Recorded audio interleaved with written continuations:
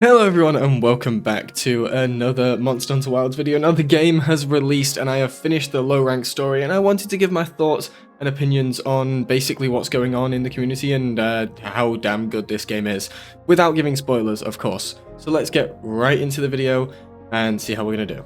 Just before we get into the discussion on what Monster Hunter Wilds low rank story is like, I want to introduce you to today's sponsor, which has helped me improve my performance, LagoFast.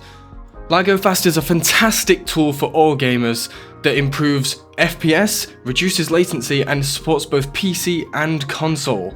It also has many tools like the Monster HP bar and DPS statistics plugin, the frame generation mod that allows you to enable frame generation on cards below a 40 series, and the health bar mod that is just, if you want that nice bit of quality of life and you want some FPS and health bar, you totally are going to want to get that.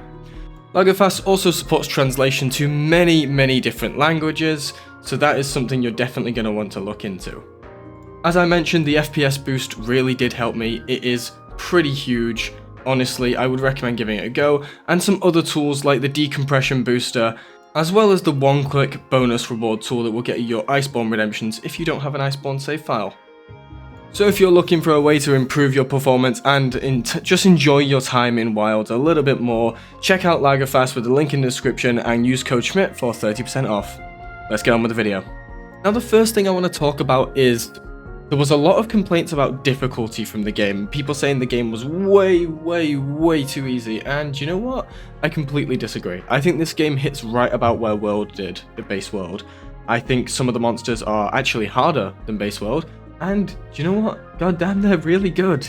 Now, the early monsters are a bit of a joke, you do steamroll them, but as you get to HR3, HR4, my god does it ramp up, and yeah, some of them hit pretty damn hard. So honestly, I do not think at all that it's an issue that like people are making it out to be.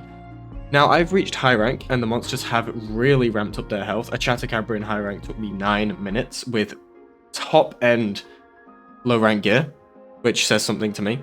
Now, apart from that, the story beats are fantastic. I think the pacing of the story is absolutely flawless. I think the actual story is really interesting. I think lore nerds are going to absolutely love it.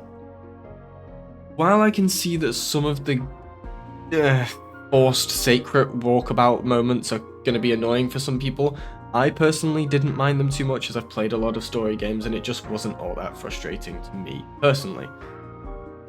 Now, let's talk about performance. There were issues.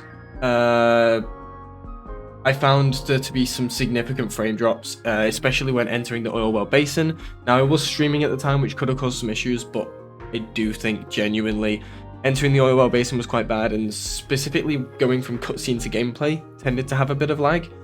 The game doesn't look too amazing in just the dialogue scenes. The general playing the game, like in the Scarlet Forest, and as you can see here in the Oil Well Basin, does look fantastic, but I do think there are some parts of the game that don't look as good as others.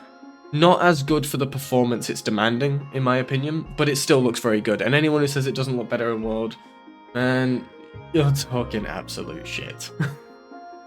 Now, what do I think of the general monster roster for low rank? I think it was fantastic.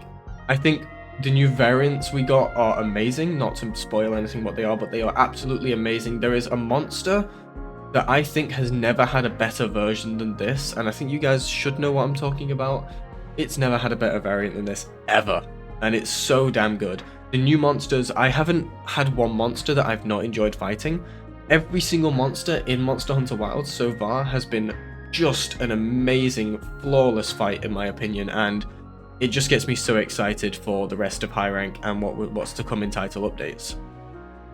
Now, the Missing Gathering hub does kind of suck, but title update 1 is going to bring that, as well as a pretty tough new monster and Mizutsune, so I'm excited for that.